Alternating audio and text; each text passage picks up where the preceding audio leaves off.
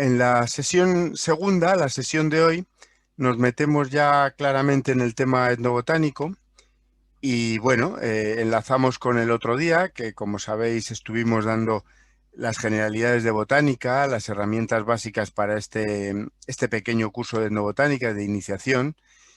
Y bueno, después de eso, hoy ya hablaremos de lo que es esta ciencia, cómo se trabaja, cómo la trayectoria humana a través de las civilizaciones, cómo debemos todo lo que somos a las plantas, en último caso, cómo realmente la historia de las plantas y su interacción con el ser humano es la historia de la humanidad, claramente, porque ya desde que descubrimos la semilla, el concepto de la semilla y lo que eso significaba, empieza la agricultura, empieza el sedentarismo, los primeros pueblos, las primeras ciudades, y así pues hasta hoy en día, hasta la revolución industrial, hasta el crecimiento poblacional y todo lo que hoy en día nos ha traído de beneficios y de perjuicios también.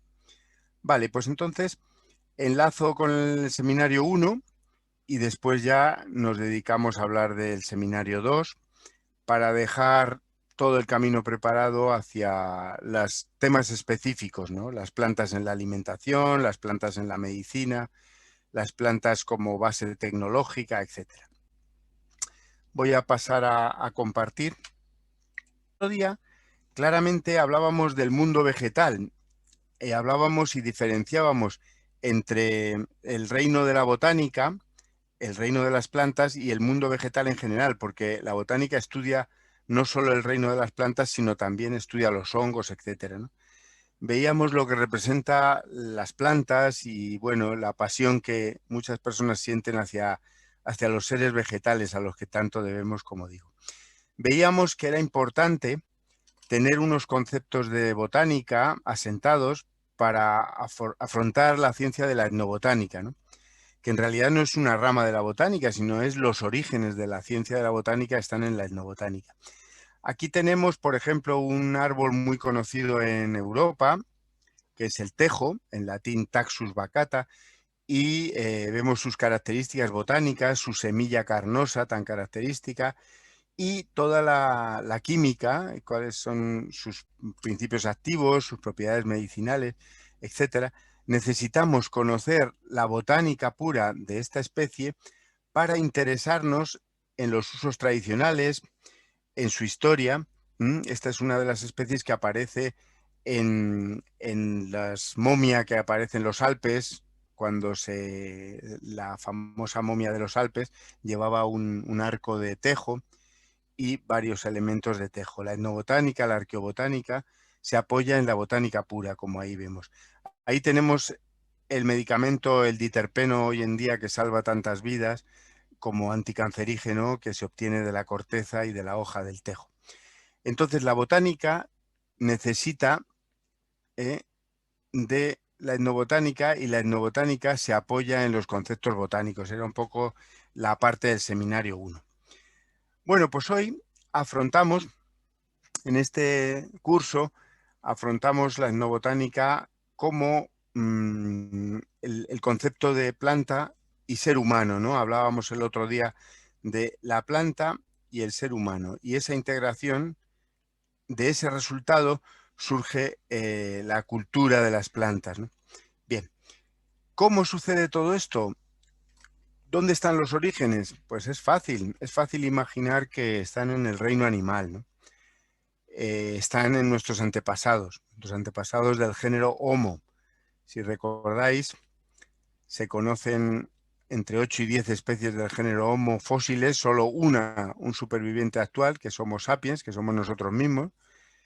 Y bueno, pues tuvo que ser a partir de nuestros orígenes, donde se pudo conocer las propiedades de las plantas, conocer la toxicidad, conocer por ensayo-error, debemos tanto a nuestros antepasados que realmente somos los herederos de aquel conocimiento, ¿no? Hoy en día también los primates, y no solo los primates, utilizan plantas para curarse, utilizan plantas como herramientas, etcétera. O sea que claramente nuestros antecedentes están aquí, ¿no? Aquí tenéis una imagen del Paleolítico. Aquí tenéis una imagen de estos pintores que recrean la arqueobotánica, la paleobotánica, probando unos cereales del género Australopithecus. Esas imágenes nos hablan de cómo pudo ser, ¿no? Y todo se basa en el reino animal. Hay una época clave en la historia de la etnobotánica y la historia de la humanidad, y se llama, como sabéis, Neolítico, ¿no? Y en este momento ocurre la domesticación de plantas, la domesticación de animales, la cerámica, la fibra, la fibra textil. Todo ocurre en esta época. Poco hemos inventado desde entonces. Las necesidades básicas de la cultura humana se fraguan en el Neolítico, periodo maravilloso en el que comienzan las primeras ciudades, bueno, primeros pueblos, el tiempo libre, la socialización, la cultura intelectual, etc. Estas imágenes nos hablan de esta época con sus representaciones pictóricas, de arte esquemático, etc. La historia de la botánica, la historia de la etnobotánica es apasionante, ¿no? La cantidad de datos. Este tipo de materias las calificamos como etnociencias. El calificativo de etnociencias nos está hablando de que es la ciencia popular, la ciencia empírica, estudiada desde la ciencia, desde el método científico, ¿no? O sea que claramente el prefijo etno me está hablando de el estudio científico del conocimiento tradicional, y eso sería la etnobotánica, y eso sería la etnoecología, y eso sería la etnozoología también, ¿no? El conocimiento de los animales desde el punto de vista tradicional, ¿no? La ciencia estudia la etnociencia, y la etnociencia surte a la ciencia, a los grandes hombres de la ciencia o grandes seres humanos de la ciencia. Bien, aquí tenemos algunas ramas que yo os comentaba el otro día, ¿no? La etnobiología, la etnobotánica como parte de la etnobiología, la etnomicología, que sería el estudio del conocimiento tradicional de los hongos, del prefijo micos, hongos, etc. La etnoecología o etnoagroecología, gestión del medio tradicional, etc., ¿no? Bien, la etnobotánica es una ciencia fácil de definir. Podemos hacer muchas definiciones intelectuales, pero en realidad es la búsqueda de los recursos tradicionales que nos han llevado hasta la actualidad, ¿no? Y tiene unas implicaciones sociales, unas implicaciones de conservación, tiene unas implicaciones de futuro, de las culturas tradicionales, de la búsqueda de recursos, pero esos recursos que nos facilitan determinadas etnias tienen que repercutir sobre ellos mismos, ¿no? Entonces la etnobotánica funciona, digamos, en cuatro campos que tenéis ahí bien representados en esa imagen, ¿no? La conservación del patrimonio cultural, la protección del medio y la biodiversidad, la búsqueda de nuevos recursos y la potenciación de zonas deprimidas y de esas culturas. No podemos olvidar la parte conservacionista en ningún caso en la etnobotánica. ¿De acuerdo? Vale, pues continúo para comentaros que la etnobotánica depende del medio. El ser humano ha colonizado todo el planeta, el ser humano ocupa las zonas polares, ocupa las zonas tropicales, subtropicales, todo lo que llamamos biomas en biología, ¿no? Los biomas terrestres, recordaréis algunos esa palabra que nos habla de los grandes ecosistemas de la Tierra, los biomas. Pues bien, en todos los biomas el ser humano se enfrenta a las mismas necesidades. Necesidad de alimento, necesidad de curación, necesidad de vivienda, necesidad de vestido, necesidades espirituales, etcétera. Entonces, todas las necesidades son las mismas para las culturas humanas, sin embargo, los medios ecológicos son diferentes. Tenemos los medios áridos, por ejemplo, aquí tenéis África, África negra, en concreto Namibia. Aquí tenéis ecosistemas polares, ecosistemas árticos, etcétera. En fin, cualquier ecosistema tiene las mismas, se enfrenta a los mismos problemas. Diferentes medios, diferentes plantas, diferentes medios ecológicos tienen que dar solución a las mismas preguntas, ¿no? Alimento, curación, vida social, vivienda, energía, etcétera. Bien, esto es un poco la etnobotánica en su conjunto. distintas culturas, mismas necesidades, distintas respuestas con distintos medios ecológicos, ¿de acuerdo? Aquí tenéis, yo de otras zonas del mundo que conozco, sobre todo me he centrado en el estudio de los países mediterráneos, pero conozco algo de otras culturas, otras grandes culturas. Por ejemplo, aquí estáis viendo a un indio araucano que nos está enseñando la famosa piña del pino, de la cual vive la comunidad araucana, ¿no? Enseñándonos el piñón y la piña de la araucaria. En este caso, la diapositiva ya salió el otro día, las culturas mesoamericanas, México, y toda su gran diversidad y conocimiento, culturas subtropicales y gran conocimiento de la flora. En ese sentido, una cultura, un medio, unas soluciones a unas respuestas, una flora diferente, una etnobotánica diferente para las mismas necesidades, ¿de acuerdo? Muy impresionante resulta de tener que elegir unas comunidades indígenas, las comunidades amazónicas. Podríamos elegir de cualquier zona, podríamos hablar de otras culturas, pero las culturas tropicales nos han llamado la atención muchísimo, tanto las africanas como las sudamericanas, como las asiáticas, porque todavía han mantenido hasta muy recientemente sistemas muy tradicionales indígenas de supervivencia que han llegado hasta nuestros días, y podemos hablar del milagro del siglo XXI, donde convivimos culturas de la sociedad occidental industrial con culturas que se encuentran en fase paleolítica, ¿no? Y que están muy ligados al medio, ¿no? Como podrían ser los indios norteamericanos, los indios amazónicos, etcétera. Esto es muy impresionante, y la poca experiencia que tengo en culturas tropicales me ha hecho comprender esto, y realmente lo que más me ha impresionado es esto, ¿no? Estáis viendo unas imágenes de la preparación del curare, de la utilización muy directa de los recursos, etcétera. Podríamos elegir el Amazonas o las culturas amazónicas como símbolo de esta etnobotánica ancestral, esta etnobotánica que además tiene sus orígenes en los primeros investigadores que estudian estas culturas y que estudian también las etnias de indios de Norteamérica también. Vale, estabais viendo la preparación del curare, que tuve la suerte de ver y de ver en vivo. Y aquí tenéis la utilización de las cerbatanas, ese sistema que ha sido tan importante para la evolución de la cirugía por los anestesiantes que se desarrollaron para la cirugía gracias a la investigación de los alcaloides que poseen estas plantas. Esta mezcla de plantas que constituye el curare, una mezcla de varias plantas, sobre todo de dos familias, que son la clave de estos venenos de acción rápida para la caza utilizados en culturas amazónicas. Bueno, en cuanto a la etnobotánica, los orígenes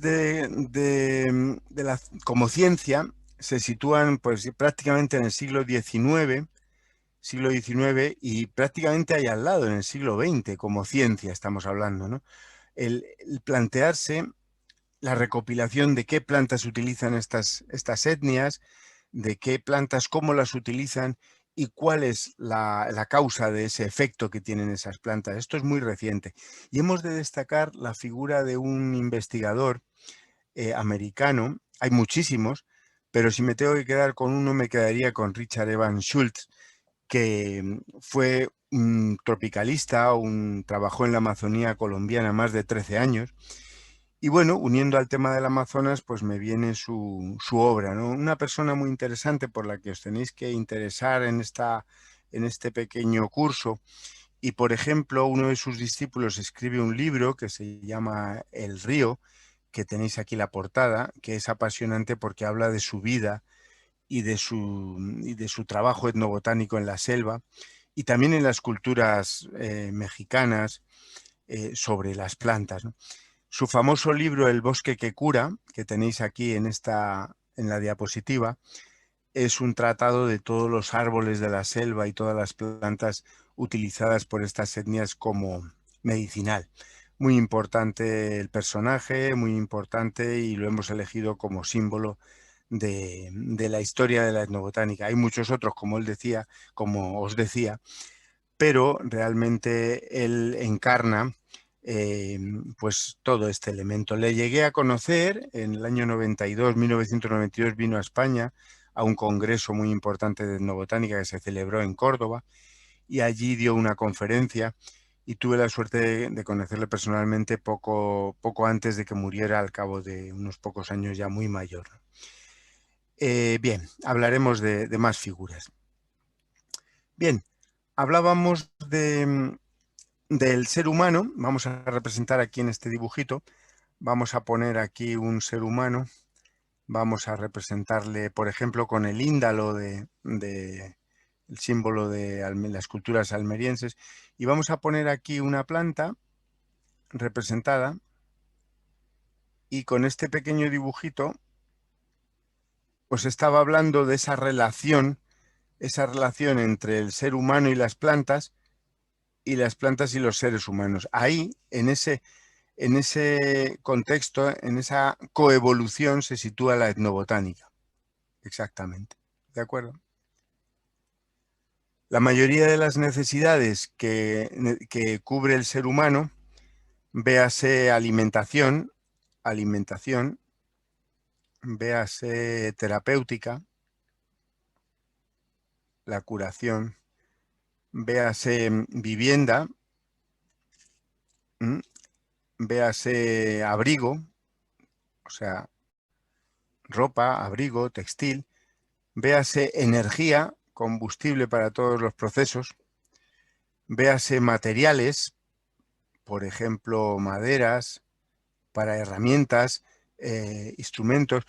Todo ese ciclo de necesidades que se incluyen en nuestro ciclo vital y que son las mismas para una comunidad indígena que para una comunidad urbana o avanzada, las mismas en el fondo son las mismas, también incluyen necesidades espirituales, lo que llaman el alimento del espíritu, ¿no?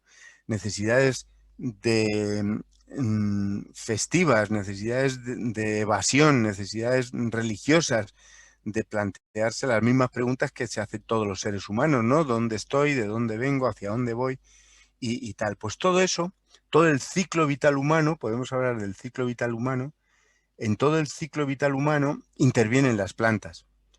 Plantas utilizadas para construcción, plantas utilizadas como plantas medicinales, plantas utilizadas para alimentación, plantas utilizadas para cultivar, para los animales, para el forraje, para todo lo que nos alimenta, ¿eh? Plantas utilizadas para calentarnos, para cocinar, plantas utilizadas en ritos, en mitos, plantas utilizadas como psicoactivas, plantas textiles, plantas para todo ello, incluye el ciclo vital humano, y es el mismo en una cultura primitiva, que es lo que os había dicho en estas ideas iniciales, y es el mismo para una cultura urbana. En el fondo, las necesidades son las mismas del ciclo vital, de nacimiento, crecimiento, necesidad vital y muerte. El ciclo vital es el mismo para todos los seres vivos, pero en culturas diferentes, culturas tropicales, hábitats áridos, hábitats subáridos, hábitats esteparios, hábitats polares, etcétera. En ese sentido, en esa imagen, trato de reflejaros que toda la cultura humana gira en torno a las plantas en un tanto por ciento altísimo. Debemos la mayoría de nuestra supervivencia a las plantas. ¿De acuerdo? Entendido ese esquema, me pondría a deciros que la etnobotánica se agrupa, todos los usos y las utilidades de las plantas los podemos agrupar en 5 grandes campos. Todo lo que hacemos son utilizar plantas alimenticias y todo lo que rodea a la alimentación, todo lo que rodea a la terapéutica, plantas medicinales, la toxicidad, muy asociada tanto a la alimentación como a la medicina. Los grandes descubrimientos de la humanidad medicinales vienen a partir de plantas tóxicas. El apartado 3, materiales, plantas de interés tecnológico, fibras, maderas, pegamentos, cauchos, etcétera, todo lo que es materiales que nos facilitan la vida, con los cuales podemos cultivar nuestras plantas, podemos alimentar a los animales que nos alimentan, etcétera. Y luego hay un cuarto mundo, que es un cuarto aspecto apasionante del mundo de la etnobotánica, que es la cultura no material, ¿no? Aquello que no se mide con dinero ni con materia, sino que entra dentro de la mente humana, de nuestra necesidad, igual que necesitamos comida, etcétera, necesitamos mundo espiritual, desarrollo intelectual, fiesta, magia, evasión, mito. Incluso necesitamos de las plantas para ornamentales de los jardines, recrear nuestra vista, relajarnos, etcétera, con las plantas ornamentales y el cultivo de plantas. Todo eso entraría dentro del campo inmaterial. Y luego tenemos lo que os comentaba también en el primer día, el mundo de la interpretación del paisaje, el manejo del medio, la transformación de los paisajes para crearnos nuestros propios lugares de vida, ¿no? Así han evolucionado los distintos ecosistemas, agroecosistemas del planeta por la interacción vegetación, ser humano o ecosistema ser humano. En ese sentido, repito, hay como 5 grandes bloques, unidades o campos dentro del uso y la utilidad de las plantas. Y a esos campos dedicaremos los siguientes seminarios, donde nos vamos a centrar un seminario único de la alimentación, otro seminario de la medicina, la terapéutica, otro seminario de la tecnología y las plantas de uso tradicional tecnológico, otro seminario o 2 seminarios dedicados a el mundo inmaterial, de las plantas en la cultura no material humana y las plantas en la interpretación del paisaje, ¿de acuerdo? Vale, pues visto eso, como habéis visto al principio también, hay muchas ramas de la etnobotánica. Podemos hablar de ramas, podemos hablar de subciencias o apartados dentro de esta gran rama. Por ejemplo, la más conocida de todas, la etnofarmacología. Quizá cuando se habla de etnobotánica rápidamente nos vamos a la medicina, a las plantas medicinales. Pues es solo un campo, un mínimo campo de todos esos que os acabo de citar. El campo de la etnofarmacología es el mundo de las plantas medicinales y la utilización de la naturaleza y de las plantas como curación, pero solo es una parte de este mundo, ¿no? Solo es una pequeña parte del mundo de la etnobotánica. Lo que llamamos etnofarmacología, os he puesto ahí la definición y os he puesto un ejemplo de una planta que hoy en día, como el tejo que hablaba antes, cura muchísimos tipos de cánceres. Muchas de las leucemias hoy en día gravísimas son curadas por esta planta tan bonita que se llama la vinca de Madagascar. En vinca de Madagascar o vinca rósea, el nombre científico, que como digo es muy importante a la hora de hablar de etnobotánica. Vale, pues hay muchas ramas. Una rama súper interesante de la etnobotánica la llamamos enteobotánica. ¿Qué es enteo? Enteo, el prefijo enteo, que no hay que confundir con etno, nos está hablando de la botánica como medio cultural de comunicación con los dioses en las culturas tradicionales, plantas que tienen sustancias que intervienen con nuestros neurotransmisores y que cambian nuestra percepción de la vida. Esto es una rama de la etnobotánica muy trabajada, muy interesante, que se llama enteobotánica, ¿no? He puesto ahí unas fotos del peyote que reconoceréis. Aquí está el peyote, aquí está el cornezuelo del centeno, cornezuelo, a ver si me deja escribir ahora, cornezuelo del centeno, esta que estáis viendo ahí. Aquí tenéis el opio, planta impresionante de la cual desde hace 5.000 años hay textos escritos sobre su utilización. Aquí tenéis el gran desarrollo que encontró el culto a los hongos en Mesoamérica.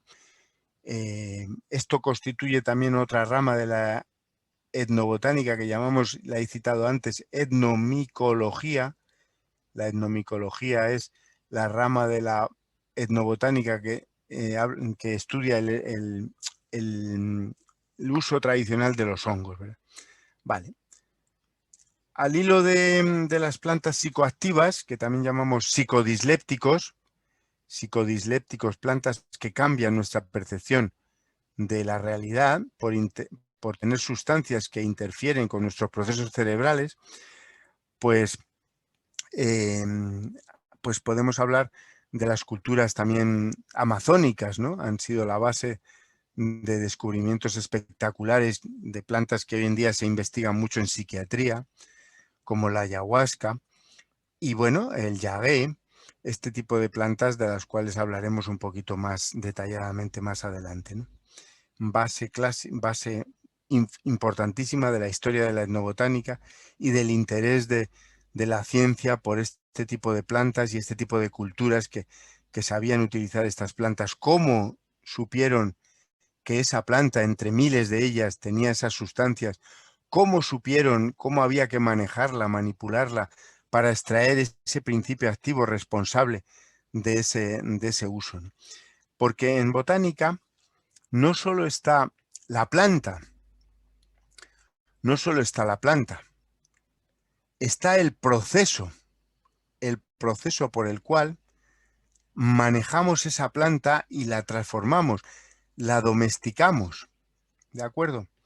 En ese sentido, tan importante como el conocimiento de la planta es el conocimiento humano, y juntos, ambos conocimientos consiguen explicarnos esa utilización. Muchas veces no somos conscientes más que tal planta se usa para tal, pero si se perdiera ese conocimiento del proceso, si se perdiera el uso, pues sería tan grave como perder la extinción de la planta. Y en ese sentido, la conservación de las plantas y de la biodiversidad, es tan importante como la conservación del conocimiento que tenemos sobre esa biodiversidad, el conocimiento humano milenario de esas culturas indígenas que nos han facilitado tantos saberes, ¿no? O sea que es tan importante una cosa como la otra. Os podría poner otro ejemplo. Por ejemplo, tomamos aceite, tomamos aceitunas, que bien ricas que están, pero la aceituna es un fruto de una planta, Olea europea, que es muy difícil de comer si no lo transformamos, si no lo sabemos hacer, si no aprendemos a endulzarlo, a quitarle esa toxicidad o ese amargor. Muchas plantas tienen toxicidad y esa toxicidad hay que saber cómo se quita. La toxicidad de muchas plantas está al cabo de la calle en muchos productos procedentes de plantas. ¿Cómo eliminamos esa toxicidad? El proceso, eso es muy importante en etnobotánica. Igualmente, nosotros podemos conocer plantas, pero no sabemos cómo domesticar esa fibra, cómo hacer un cesto, por ejemplo, a partir de una planta.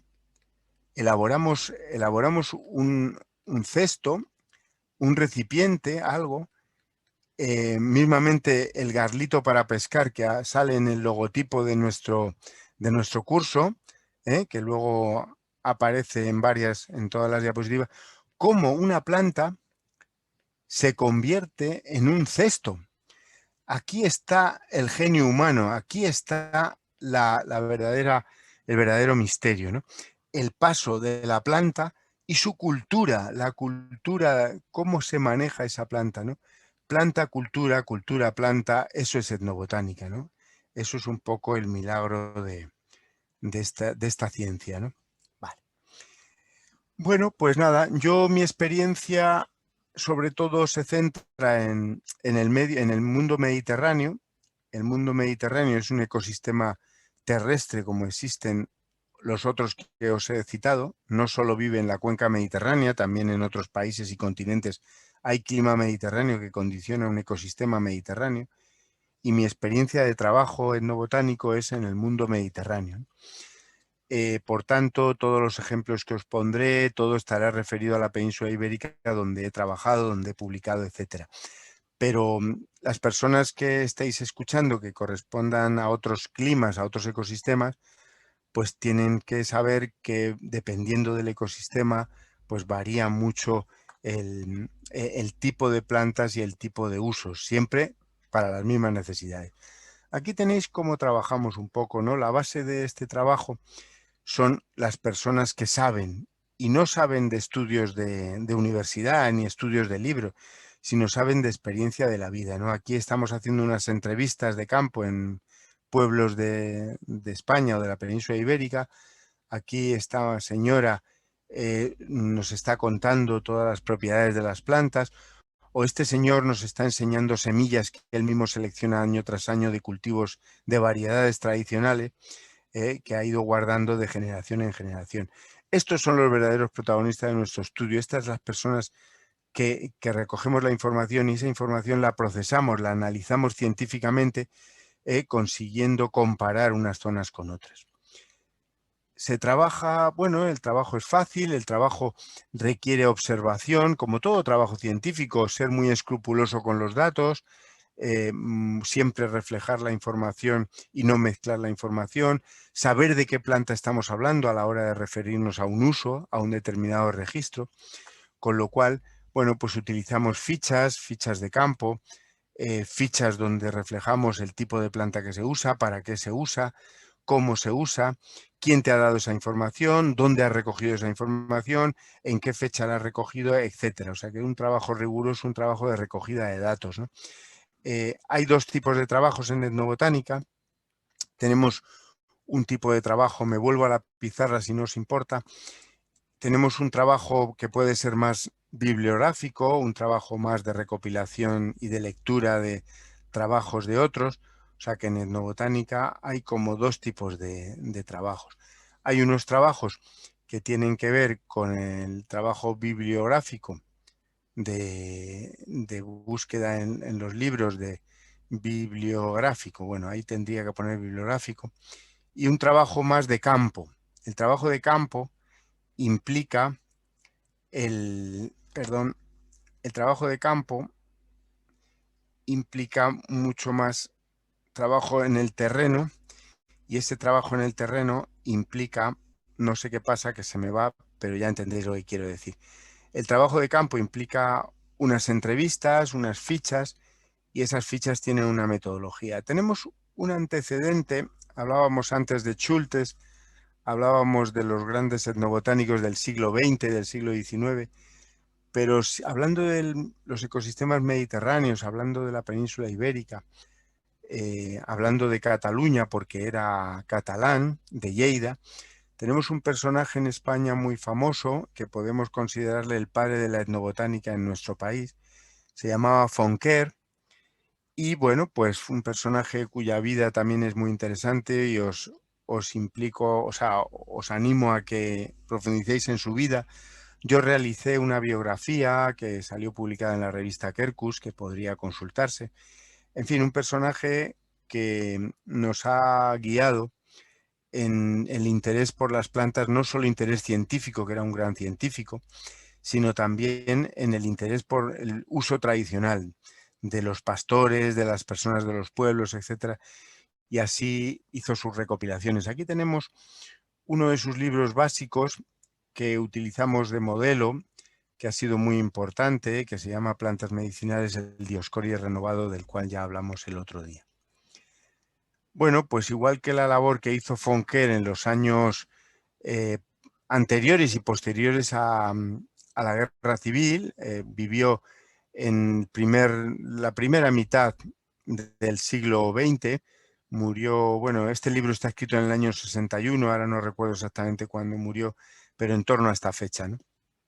Vale, aquí tenemos los grandes campos de la etnobotánica que serán objeto de los siguientes capítulos.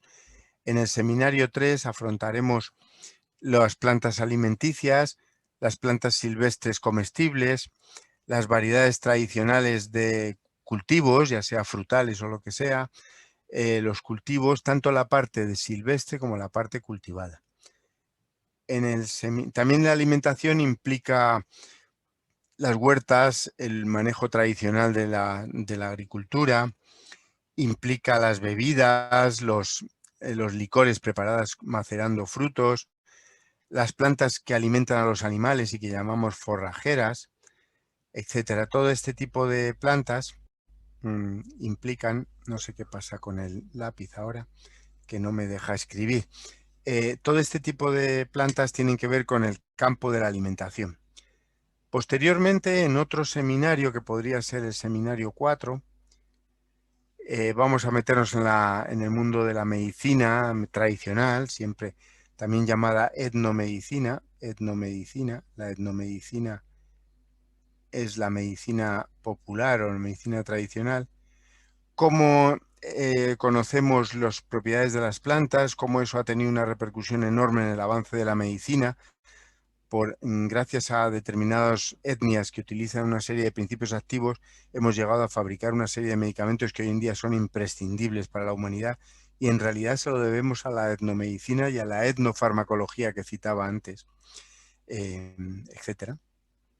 ¿Vale? Aquí tenéis una serie de plantas mediterráneas de utilización popular, la raíz de arzolla en esa foto que señalo ahora, raíz de arzolla. Aquí tenéis el torbisco o la torbisca, una planta muy tóxica. Aquí tenéis la hierba alacranera porque su fruto parece la cola de un escorpión, también utilizada como medicinal. La mayoría son plantas tóxicas.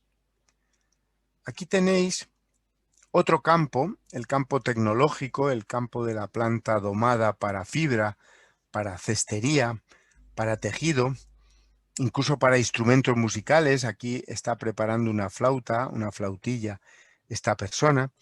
El campo que hemos llamado etnobotánica tecnológica y que será motivo de otro seminario, el seminario 4, las plantas en la tecnología, el corcho, las resinas, los jugos arbóreos para fabricar, para hacer determinados productos, que luego la química ha imitado, porque realmente la industria, a partir de productos naturales, ha imitado y a partir de ahí ha creado nuevos productos, química mucho más avanzada, pero siempre partiendo del uso tradicional, ya sea en medicina, ya sea en la industria de la tecnología rural tradicional. Motivo de otro seminario será la cultura no material que os decía antes, ¿no? Lo que se llama el patrimonio inmaterial de la humanidad, ¿no? Culturas no materiales. Aquello que alimenta nuestro espíritu, y con eso bien me entendéis, ¿no?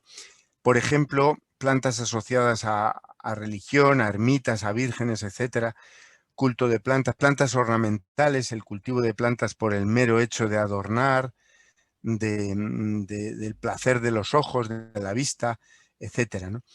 Y en otro apartado o asociado a este hablaremos de las plantas asociadas a la ecología, cómo las personas de las culturas han sabido interpretar el medio y han sabido crear pastos donde no los había, cultivar árboles donde no había o donde había otros árboles, transformar el medio. Esta transformación del medio nos ha traído como consecuencia los ecosistemas actuales, que están todos influidos en un 100% prácticamente, bueno, en países mediterráneos 100%, en otros países menos, la influencia humana es menor, pero en realidad hemos transformado, formando ecosistemas adaptados a nuestras necesidades, que hoy en día se llaman agroecosistemas. Hablamos de la dehesa en España, hablamos del Prado Cantábrico, hablando siempre de la península ibérica, hablamos de los ecosistemas gestionados desde milenios, heredados de padres a hijos, manteniendo esos medios con trabajo, con animales domésticos, etc. A ese tipo de estudios científicos de los ecosistemas y su manejo los vamos a agrupar en el concepto, en la rama de la etnoagroecología, donde el medio ambiente no puede contemplarse solo, sino que hay que contemplarlo con el ser humano y con el ser humano integrador tradicional que ha gestionado esos paisajes desde un punto de vista sabio, desde la antigüedad. Entonces, a la interacción entre la etnobotánica y la ecología es lo que llamaremos etnoagroecología. Existen muchísimas publicaciones. El mundo de la información, sabéis, es tremendo. Hay que saber utilizarlo, hay que saber separar las cosas, pero con este tipo de metodología, de entrevistas, recogiendo las plantas, comparando, etcétera, se llegan a hacer estudios etnobotánicos locales o no tan locales. Por ejemplo, aquí tenéis un estudio en el que yo participé de la provincia de Toledo. Aquí tenéis un estudio del Pirineo aragonés, en el caso de nuestro país. Aquí tenéis un estudio antiguo ya de la provincia de Castellón, etcétera. La información escrita es un poco el resultado final. Pero con este tipo de estudios y con este tipo de trabajos siempre queda la relación con las personas, y yo me quedaría, de los trabajos que he realizado, me quedaría sobre todo con las personas que he conocido, de medios completamente culturales muy diferentes a mí y sin embargo amistades muy profundas, ¿no? Personas que hoy en día incluso ya no viven, porque este tipo de estudios normalmente las personas que saben son de edad a veces avanzada, y estamos asistiendo a un momento muy importante de cambio generacional, no solo en nuestro país, en países como España o en países mediterráneos, ¿no? Sino en países también pues que podemos considerar que tienen mucha más información etnobotánica viva, ¿no? Y en este sentido, pues sí que es verdad que la humanidad se enfrenta a una globalización, es una realidad, y eso lo refleja la etnobotánica, los estudios etnobotánicos, cómo estamos perdiendo muchos de esos conocimientos que teníamos, ¿no? Y estamos dejando perder con el fallecimiento de nuestras personas mayores un conocimiento, y es realmente una pena porque muchas de esas cosas nos podrían servir en el futuro.